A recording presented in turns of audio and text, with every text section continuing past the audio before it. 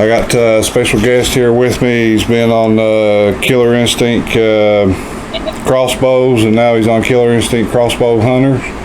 And he's been wise and smart guy to listen to and watch how he shoots and everything else. It's Tyree Appleberry. How we doing tonight? And a few things that I was really wanting to talk about was how, you know, I was shooting a bow and then converted over to a crossbow back in probably the early 2000s with the Parker bows, which, you know, I don't even think they make those anymore. And actually, I have a Parker Thunderhawk as a spare bow. I think mine was the Cyclone that come out for the Typhoon or something like that. And which it was a fast bow too. But nowadays seems like the newer crossbows and the newer bows that's coming out, I mean, it was totally different from what we started out with. I mean, I started off with a Bear Indian or a Bear Chief that probably shot maybe, if you was lucky, 175 feet per second. And nowadays everything is like over 300, over 400 and stuff like that. Right. And when I first got back into the crossbows, like I went about like 4 or 5 years without bow hunting or anything. And when I started doing a lot of research on them, it's like people was having trouble while their limbs cracking and, you know, failures like that, cam failures and stuff. And then when I bought the Killer Instinct Lethal 405, you know, I bought it because it was, you know, kind of compact, and where I hunt in the blind and some tight spots and stuff, I know that would work out pretty good for me. And I was looking at the Killer Instinct Boss 405 like you got with the AR style butt plate and stuff, and it seemed to me like when I got the bow and started shooting it, you know, like that arrow was like, that comes with it was way too light. And definitely too light. Like if you, I mean, I've had the camera on it from when I shot at the target, and I mean, it just feels like, or see it like the back end of the arrow was kicking, you know, like it was nothing there to, not enough weight to keep the arrow into the thing. And then I started watching, you know, and listening to how, you know, when I joined the KI crossbow group and then converted over, you know, when you said you was going to the Killer Instinct crossbow hunting, how, like, you know, weight means the world when you're shooting to crossbow without breaking the limbs and stuff like that. Right.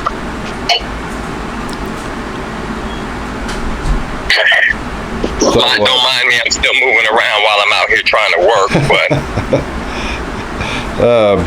all right. How long did it take you to figure out, or did somebody pass it along to you, you know, this is you've got to have this much weight to stop you from that's a long journey for me. When I first got it, the Boss 405, the speeds were insane. I loved it.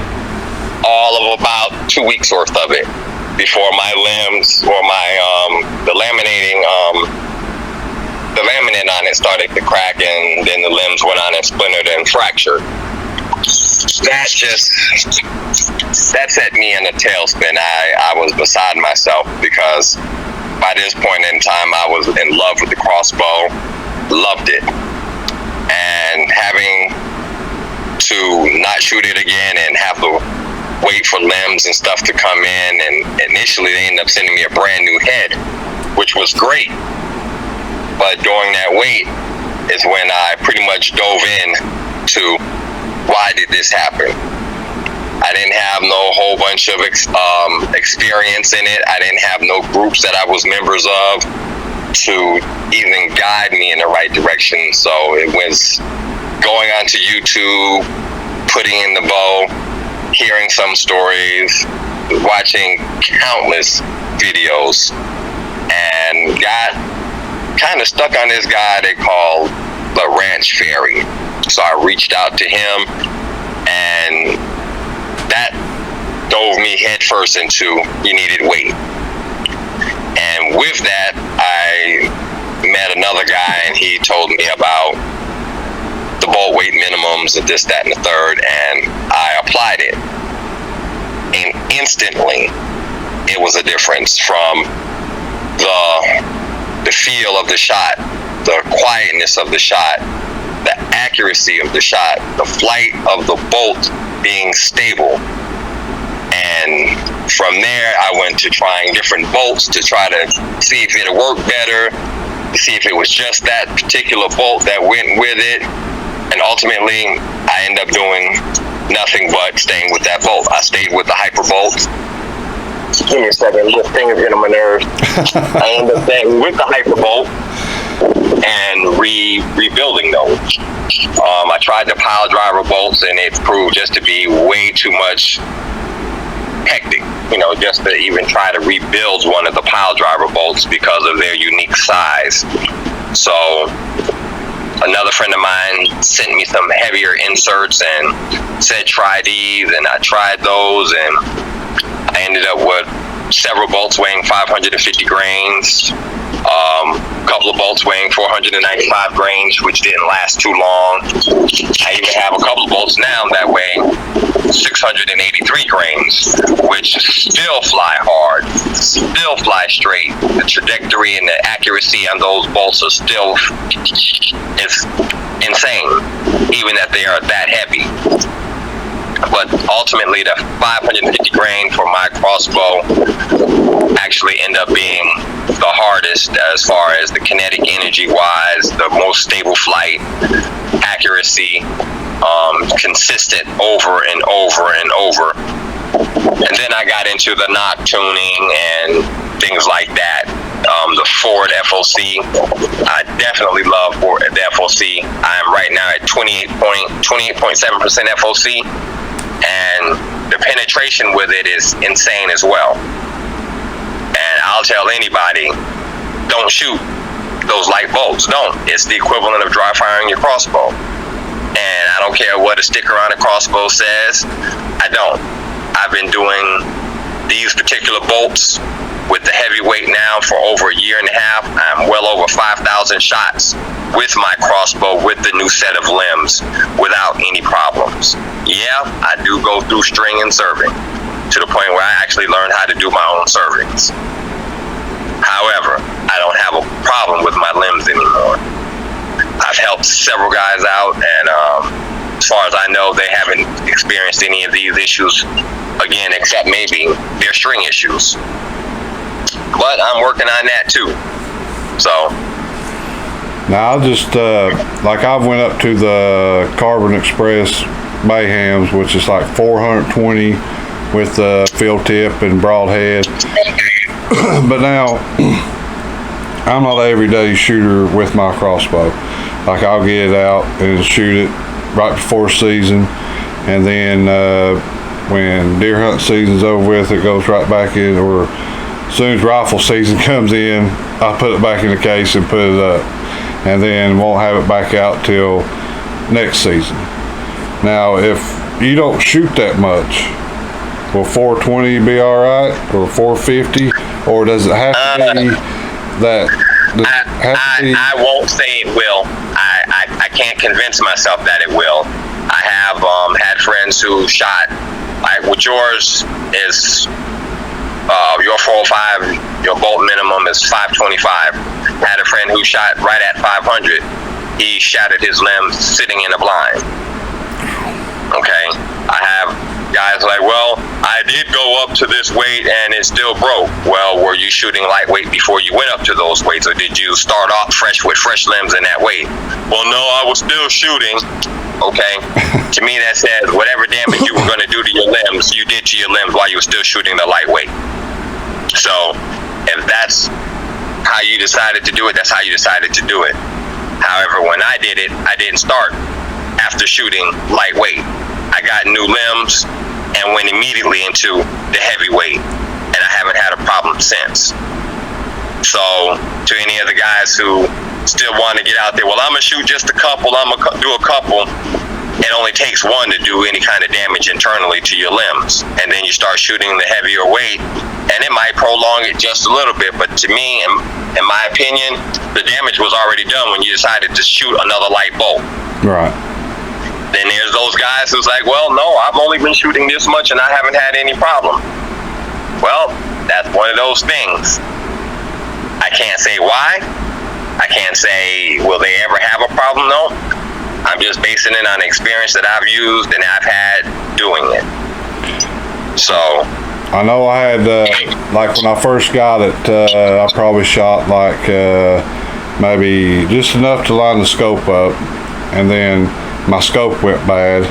And they had to send me a new scope, which it wasn't the speed ring, it was just a replacement of the scope that come with it. And then I went to the Mayhems, and I mean the shot improved a whole lot as far as what I was shooting with the Hyperlights arrows. And to me, like it smoothed out a whole lot better, and which I didn't know if I should go any heavier or not, since I've been shooting them, had it dialed in with those and stuff, and done killed one deer, and I always keep a check on my limbs and stuff to see, you know, what's going on, if there are any signs of splitting or tiring or anything like that. But you know, I don't shoot probably, I mean, half the guys that's, you know, like on the Facebook pages and stuff, they probably, and I know you do, shoot 5 to 10 times more than I do. And, you know, just like I said, I get mine out and I line it up, make sure it's still good, then it goes right back in the case until, you know, it's time to go deer hunting. Right. But my thing is, I'm a tinkerer. I like to, I love to shoot. But to me, it's like, maybe I can improve on something else. Okay, so this is dialed in perfect and this is doing good. So now it's my responsibility to be able to put that bolt exactly where I want it to go, to ensure that whatever target I'm shooting at, be it fake or a live harvest, that when I hit it, it's done. I'm not worrying about, oh my God, maybe it was a bad shot. And I know those are those instances when that can happen, when the animal might jump and might cause a bad shot. However, I feel if I'm doing my part from trigger pull to when that arrow leaves or that bolt leaves my crossbow, everything that I've done to that moment has been perfect. Right. Perfect. And 9 times out of 10, when I hit it, it's over. Period. That's why I shoot. I like different broadheads, and I will experiment with them. I like the penetration. So that's why I shoot so often. I want to make sure that what can I do to improve on the next step? What is it that I didn't do that I could do here? And then I apply it. And then by the time the season comes, I'm still have been out there shooting, so I don't have to worry about, do I need this or should I be able to do this? Is my bow maintenance up to par? Because it's up to par every time I touch my crossbow. Right. And then when it's time to hunt, it's already ready. I don't want to leave my bow sitting in a case for a whole year and then all of a sudden shoot it. Dry rotted strings, or I can't do it. Yeah, I mean, you know, I even have resets of strings now just because. I get mine out and I keep it waxed and stuff. I don't just leave it in there. I mean, I keep it out, make sure the rails real nice and lubed up, and make sure the strings are good and waxed. But I mean, you did bring up a good point there. There's a lot of people, I mean, even with their regular compound bows, they get them out and they just shoot them to like a couple of days before season. But from last season to this season started, they never had it out of the case or nothing, never checked it, never worked with it to make sure no issues has I can't do that. over at I can't. And you know, I've seen it happen and I've seen it done, and I mean not by me, but you know, there's friends and family and stuff like that's happened.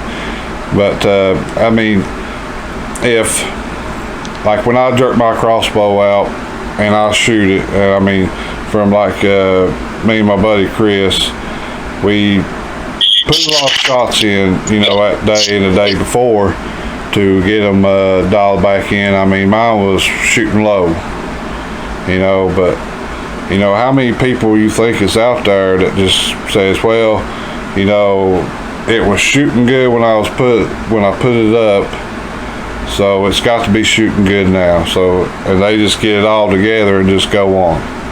You know, I feel like that's one of the biggest mistakes that a hunter can make, is not bringing their equipment out and at least 2 weeks ahead of time or 3 weeks ahead of time and shoot it and put arrows in a target to know what their equipment's doing before they even get out in the woods. I mean, if they don't owe it to themselves, I mean, they at least owe it to the game that they're going after to hunt.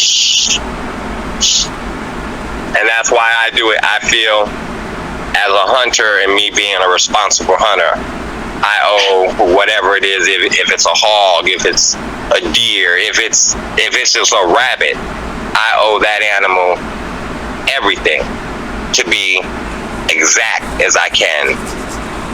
This animal is potentially about to give his life up because I'm about to take his life. So I feel it's my job to respect that and do everything that I possibly can on my side of this spectrum to make sure that when that shot hits, it's home and it's over. And thank God that he allowed me to take that harvest. You know what I'm saying? That is going to help feed me and my family, and to enjoy the sport in as ethical way as possible.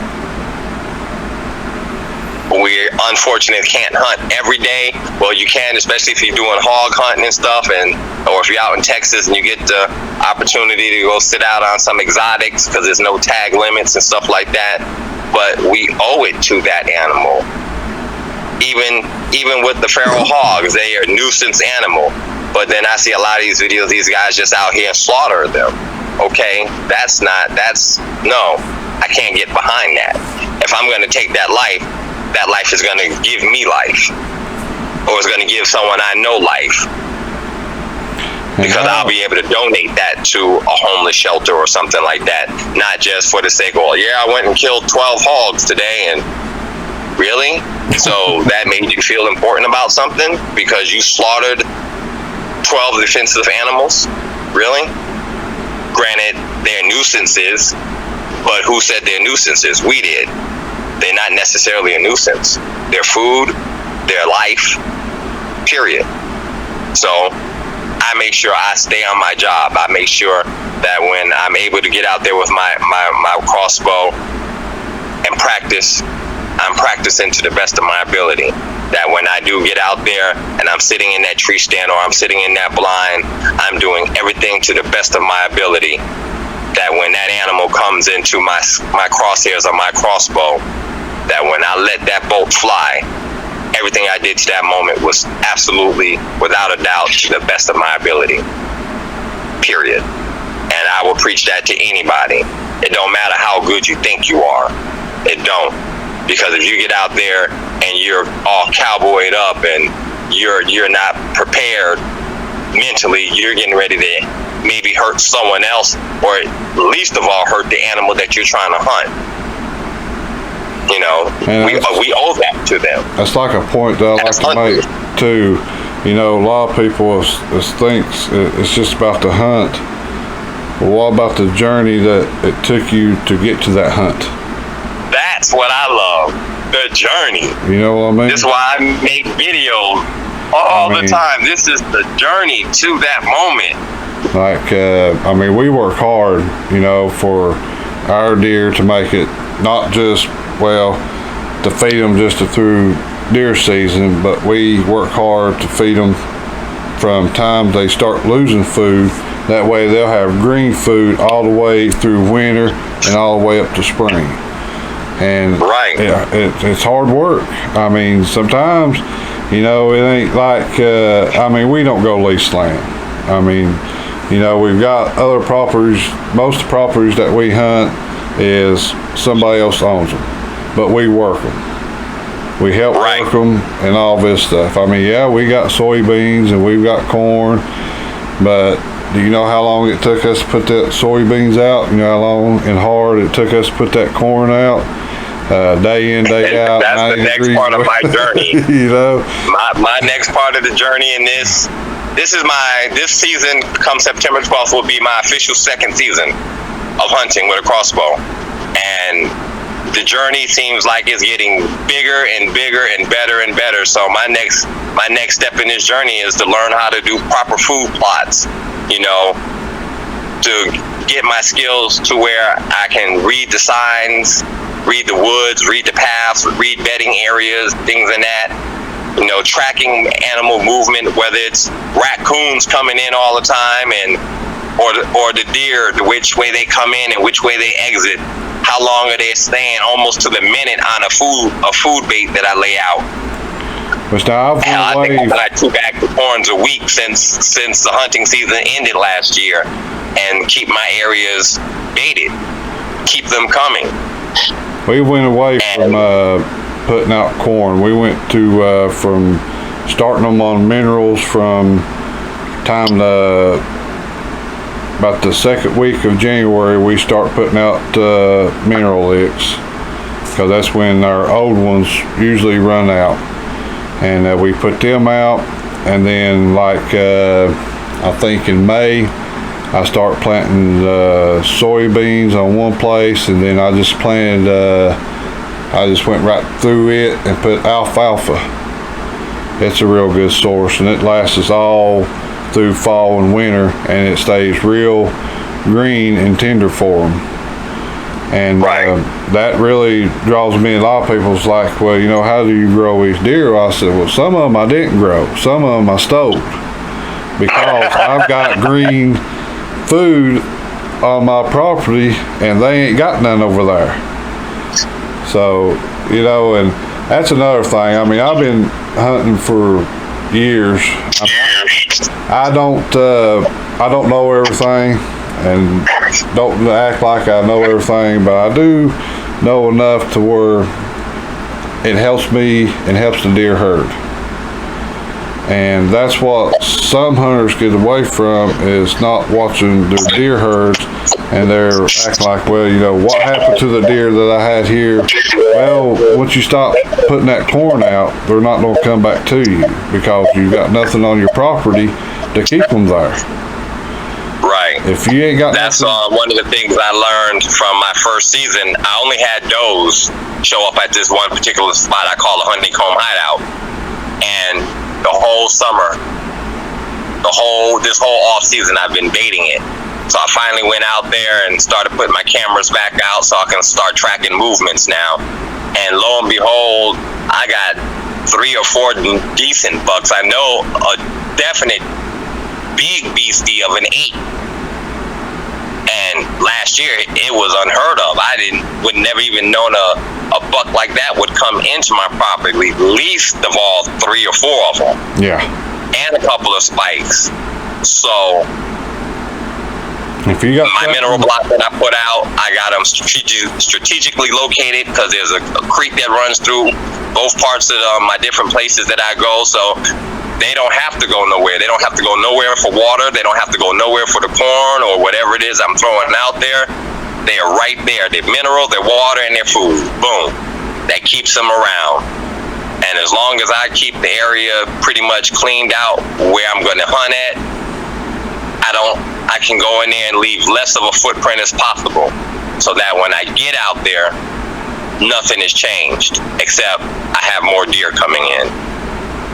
As long as you got your does and something to keep them there, your bucks will be there when rut hits. Well, I definitely got the does, and now I got the bucks, and I can't wait. I mean, I've seen, like from time I started hunting, I was probably about 10 or 11 years old when I started actually hunting by myself, around about that age. And the state that I'm from in West Virginia, it was bow hunting only. But you was allowed to put corn out then, but now, I mean, I see such a big difference from the time I started till where we're at today, how equipment's changed, how, people's moving to food plots, and some people are still feeding corn, or places that are just legal to feed corn. Like here in Tennessee, if you want deer to stay on your property, you've got to plant a food plot, because 2 weeks before season, you've got to have that corn out of your hunting area. You have 10 days prior to the start of the season to have all your bait out. Yeah, and you see, in West Virginia, you can bait all year long. All year long. Same in Georgia. Through the season, after the season, just go, go, go. But now if it's, we can have a mineral lick, a mineral block, as long as it's got no corn or nothing like that in it, and as long as it's good for the deer, you can have it out, and food plots. But then, you start to thinking, well, I planted this food plot not just to help the deer, but help myself to come in here and make my chances better as killing this deer. So what's the difference of me putting corn or wheat or something like that, scattered it out on the ground, as it is planting that food plot? You see what I'm saying on that? Right. But I guess that's TWRA for you. I mean, I don't know. Yeah. They're tomato, potato, And East Tennessee, the TWRA is nothing but harassers. And if you're out in middle or West Tennessee, then you're golden. Because when we buy our license here, that's where all of our license money goes to, is out middle and West Tennessee. Because none of our public lands or nothing gets took care of around here. And if you ain't got a boat, you can't hardly go to some of the public lands around here. So that's where you are right now in Tennessee, right? Yeah, East Tennessee. Okay, so a friend of mine, he's coming out of Arizona. He's a real good friend of mine. Him and I hooked up because of Crossbow Hunters, and he's also part of Heavy Hitters now. And this year, come October, we're getting ready to try to hit like 4 to 6 states, different areas to hunt for the season and shoot video. And both of us are in a process of building a YouTube channel and this and that and the third. And we're actually looking for people who have private land where we can go get an out-of-state tag and do some videoing and sit up with someone and special guest them on the channel and go out and hunt. And I would be honored if you would accept an invitation from us to come on out there and sit down and talk it up with you, throw a couple of bolts at a couple of animals if the opportunity should present itself. I mean, I would be honored myself. I'm here sitting here doing a video interview with you, and I'm all the way out here in San Jose, California on a job site. So we'll make it happen. That sounds like a plan. Matter of fact, I'll send my boy a link to you, and I know he's gonna message you back and forth like crazy, because that's the kind of guy he is. He's a great guy, and let's see if we can make something happen this year around October-ish. Because I'm gonna be heading back into Texas, and we're gonna start our thing there, hit Missouri, hit back into Georgia. We're gonna go down into Florida, do some fishing, maybe even do a hunt or two out there. And Tennessee is definitely one of our bucket lists to hit. And it would be awesome if we can get together with you and make that happen. We'll make it work. Sounds like a plan. We'll make it work. There's nothing about this I don't love now. I mean, from the moment I got into the crossbow and went gong-ho into it and then breaking limbs and being distraught to being able to actually go out and take my first deer. That meant that was the only deer I ever sent to a processor. The first deer. After that, I said, I can't do that no more because I'm stingy. I thought he took some of my meat. So, so I dove into the videos and ended up learning how to skin and process and age my meat. And I do that now in my garage.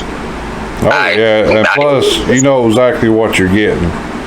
When you cut that deer up yourself and you work for it, I mean, that's just like just top off the journey of where you started from till this is where it ends. It's going into my freezer. The next step is going into my belly. Right. And I even make the videos of it. Had a guy say, well, that has nothing to do with Crossbow. I'm like, actually it kind of do, because the deer that I'm showing in this video that I'm cooking, I actually took with that Crossbow that I'm part of this group with. So yeah, it makes it every bit a part of it. And it doesn't end at the hunt. It doesn't even start at the hunt. It starts the process, the journey to the hunt, then the hunt, and then the journey after the hunt. And then you start all over. Exactly. And I get excited just thinking about it. Oh my God, it's a new product. I need to try that. Okay, oh, I like that. Oh, I heard about that. Let me try that. Oh, I heard the guy got a new deer scent out, this and that, or a new cover scent. Let me try that. Oh, what? Fire? Smoke? That works? Okay, let me try smoke, you know? I'm headlong into this. I'm ready. I'm ready to see where this journey goes. Whatever I can do to help anybody out, I got it. Let's go. Ask me if I know it. I'm going to find out. If I'm going to tell you about it. If I don't know about it, guess what? I'm going to find out about it. Well, let's find out about it together. Right. Let's do this. And again, everything that I say about what I've been doing, this is the things that has worked for me up until now, and they're continually working even better than I ever hoped for. So if I can share my knowledge with somebody, you or anyone else, some new up-and-comer who just getting into the crossbow world or whatever, I'm there. Ask. I'm up. Call me. Leave me a message. Let's video chat like we're doing now. Let me get some gear together and I'll walk you through the process of building up a bolt. Okay, let's tune your scope in. Let's do this. And I'll be right there 2, 3 in the morning, countless mornings doing this. So I love this. I'm gonna tell you something else that you need too if you ain't got it. You got the Onyx Hunt app? No, I haven't broke down to be ready to pay somebody to do something I can get out there and do myself. Well, I mean, it does. It helps out a lot. I mean, it really does. I mean, it'll tell you the property boundaries and all of that stuff. And I mean, it's good to have, because if you ever get into a situation where something, you know, tries to go shady and you're right and you got that Onyx Hunt app, then, you know, there ain't much that they can do to you. I mean, well, I've been kind of depending on like the county assayors maps and stuff, the overlays. So when I get into an area that I don't know or I'm considering, I'll throw that map up and it'll show me all the property lines. It'll show me property owners if it's a private owner, or it'll show me just nothing, which is just open land. But sometimes to get to it, you got to go through someone's property. So now I know who I get to ask if they won't mind me going through using their property as access to get to this back there and getting that written permission. So long as I have that, and when I get in touch with the county assayer and it's like, okay, is anyone owning this particular plot? And they're like, no, it's still just open. I'm good for it. As long as they don't have an issue with me going out there and hunting and there's no private property trespassing, this and that signs up, I'm on it. I pretty much know how to pin drop and do all of that, and I cover my bases. I'm not just gonna go willy-nilly on someone's property and be like, oh, well, I didn't know. That doesn't work. No. That doesn't work. I mean, it does, like if you're out on the property or something there and you're way back in on the property, you can just pull it up on your phone and stuff and know exactly okay, I went too far this way, I need to go back this way, cut back this way, make a left here, and stuff like that. You know what I mean? Put a marker on this tree so I know don't go past this tree. I think I ordered 100 orange light reflective tags to hang on trees this season so I can get out in different spots and mark property lines. Okay, I'm close to that line, so let me move back into the center of this property, so just in case I do take one, it has a good chance of not crossing that line to where I have to wonder, oh my God, I think I just lost this animal because it crossed over. Nah, let me get to where I know he's not going to go that far. Right. And again, that's when I make sure my shot placement is accurate. He might run, but he ain't running far. Alright, I know it's not that late on my side. It's 4 o'clock out here, but I do have a couple of more things I get to do. I've definitely enjoyed this conversation with you, and I really enjoyed it myself. I'm gonna be on that. I'm gonna be on your page now, looking for it. So yeah, I'll be all there. I appreciate y'all watching. I hope y'all enjoyed the talk with Tyree. If you're on Facebook and you're on Killer Instinct Crossbow Hunting, check it out. Crossbow Heavy Hitters, HHC. HHC. He's got all kinds of Yeah. Hey, send up a friend request. Especially on the HHC, I'm one of the admins on that page. I'll see the request. As long as you meet the criteria, you know, 1, you got to be a hunter. 2, you got to have a crossbow. Be at least shooting 500 for the heavy hitters. Hey, we can get down. I'll admit you. I'll let you in. We're a real close-knit group. I mean, we don't have too much bickering. We get into it a little bit with each other, but it ain't that hate. We don't do that. We all the same. We all hunters. No matter what our lifestyle is, we come together on the common ground of hunting, of loving crossbows, of loving compound bows. It don't matter. We are out on the same battlefield now when that hunting season opens. We're out trying to accomplish the same thing, the love of the sport and to feed our families. And on that note, he's got an excellent point. And here it is. Tomorrow's going to be the opening day for the velvet hunt in Tennessee, and one of my heavy hitters has done shed his velvet, and so I don't know if he comes out. I'll probably still end up shooting him, but I've got some oh, come on, what do you mean probably? You're definitely gonna get him. You're playing games. but I got some other cameras I got checked at another property where I've got some pretty good velvet bucks showing up there. I think I got them on video, I think about 3 or 4 videos back, something like that. But I really appreciate you sitting down. I mean, this was at a very short notice. It's like I sent him a friend's request. He added me as a friend, and I hollered at him, and I was like, hey, you know, would you like to have a sit down with me on video? And then next thing I know, he said, yeah, we can do it this evening. And I was like, oh shit, this is quick. So, and I mean, I really do appreciate it. That was a given right there. Heck yeah, let's do it. I really appreciate, you know, you take the time out of your busy schedule to sit down and talk to me. There ain't too many people that would absolutely do this at a short notice and stuff, but I really appreciate it. And I really appreciate all my subscribers, the views, the likes, the shares. If you ain't already, please hit that subscribe, like, and share button. We got a whole lot more videos and stuff, and hopefully he'll be here in October, and he'll be I will definitely be there. I'm gonna make sure it happens. Hopefully we get something on the ground then too, as well as you know, rifle season be coming up in November. We have youth season. Baby girl be getting back out with her Browning 243, and then of course we're gonna have Uncle Mikey there too. So like I said, please hit the subscribe, like, and share button, and we'll keep on bringing the videos. Thank you.